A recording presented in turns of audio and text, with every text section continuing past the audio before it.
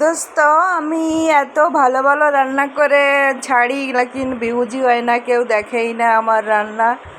তো আমি ভাবছি যে আমি যখন চ্যানেল খুলেছি তো যা বানাবো তাই বানিয়ে আমি ছেড়ে দেব।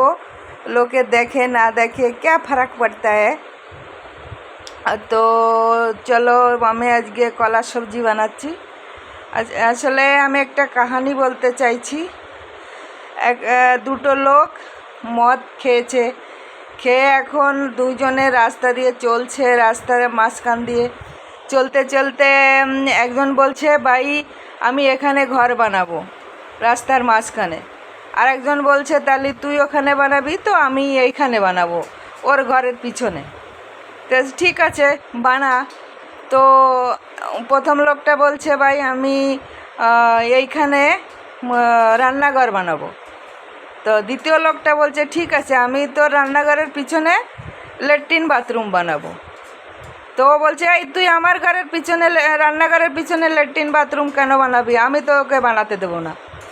তো প্রথম লোকটা বলছে, দ্বিতীয় লোকটা বলছে, না আমি তো বানাবোই এইখানে, আমার জায়গায় আমি বানাবো। তো বলছে, না আমার রান্নাঘরের পিছনে তোর ল্যাট্রিন বাথরুম বানাতে দেবো না, তুই আমার রান্নাঘরের পিছনে বানাতে পারবি না, কাছে আমার জায়গায় আমি বানাবো। এই নিয়ে দুইজনে সেই রাস্তার মাঝখানে তো ধরে মারামারি শুরু হয়ে গেল। এ ওরে মারছে, ওরে মারছে, ওই রান্নাঘর বানানো নিয়ে, বাথরুম বানানো নিয়ে। এবার মারপিট হতে হতে দুইজনই পড়ে দুইজনই মানে বেহুশ হয়ে গেছে, ঘুমে হয়ে গেছে। আর কে কার বাথরুম কোথায় কে বানায়, কে ল্যাট্রিন বানাচ্ছে, কে বাথরুম বানাচ্ছে, ব্যাস ওদের আর হুঁশই নেই, পড়ে আছে। তাই বলি যে দারু খেয়ে যদি এরকম বেহুশ হয়ে যেতে হয়, তাহলে আর দারুটা কেন খেতে হবে? মদ খেয়ে যদি হুঁশ না থাকে, তাহলে আর এইগুলো খাওয়ার কি দরকার? তো সবাই ভালো থাকার চেষ্টা করো, মন নেশা পেশা না করে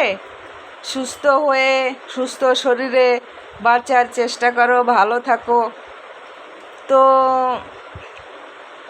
এবার আমি কলার সবজিটা বানিয়ে নিয়েছি। এবার আমি বানাচ্ছি একটা পাকোড়া। পুঁই শাকের পাতা দিয়ে বেসন দিয়ে বেসনটাকে গুলে নিয়েছি, তারপরে ওর ভিতরে একটু জিরে, লঙ্কা, শুকনো লঙ্কার গুঁড়ো, গোলমরিচের গুঁড়ো, ভাজা মশলা ছিল তাও দিয়ে দিয়েছি।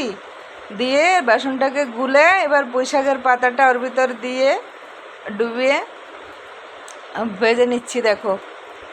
আর এই পাকোড়াটা খেতেও খুব টেস্টি হয়, মুচমুচ হয়। আর প্রথম পাতে কোনো ভাজা ভুজা খেতেই মজা, তাই বানিয়ে নিচ্ছি। তোমরাও বানিয়ে দেখবে, ভালো লাগে খেতে। তোমরা কীভাবে বানিয়ে খাও জানি না, তোমরা জানিও তোমরা কীভাবে বানিয়ে খাও। আমি তো গোটা পাতা দিয়েই বানিয়ে নিলাম। আর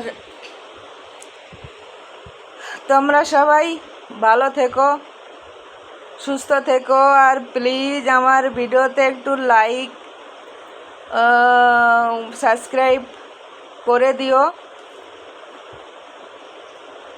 সবাই তো ভালো ভালো ছাড়ে, আমি তো ছাড়তে পারি না, একা একা করি যা করি, কেউ হেল্প করার নাই। তাই দয়া করে প্লিজ একটু হেল্প করে দিও, সাবস্ক্রাইব করে দিও। ভালো থেকো তোমরা সবাই।